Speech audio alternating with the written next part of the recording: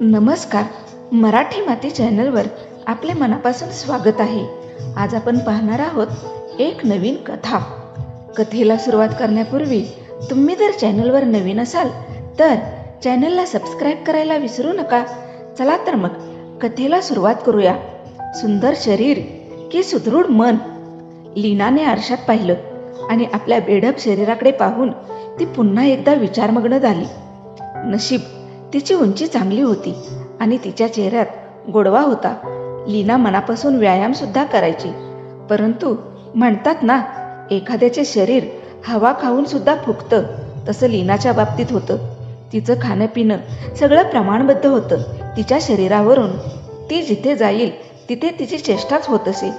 ऑफिसमध्ये ती एका उच्च पदावर कार्यरत होती. बुद्धिमान असल्यामुळे सारी कामं लीलया पार पाडायची. ती ऑफिसमध्ये शिरल्यावर सारेजण तिच्याकडे पाहून खुदूखुदू हसायचे, काहीतरी टोमणे मारायचे.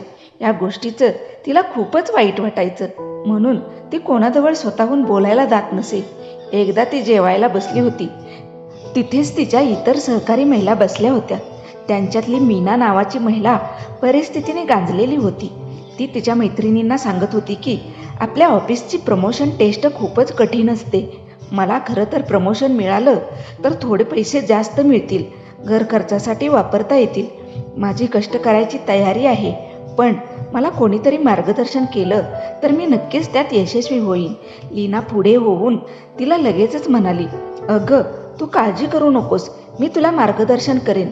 तुला जी काही मदत लागेल ती मी नक्कीच करेन आणि तू ही परीक्षा पास होशील.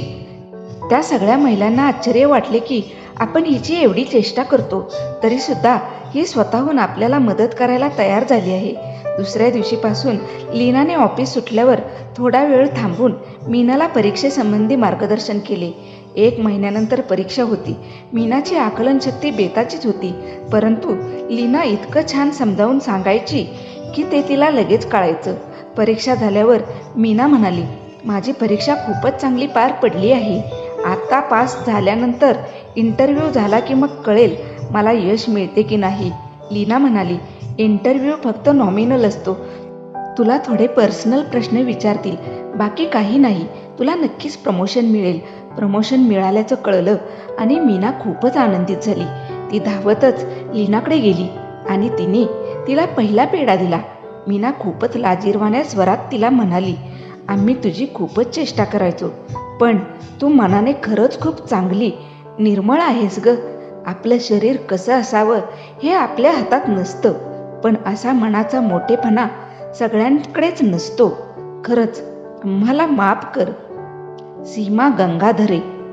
कथा आवडल्यास नक्की लाईक करा, शेअर करा आणि तुम्ही जर चॅनलवर नवीन असाल तर चॅनलला सबस्क्राईब करायला विसरू नका. धन्यवाद.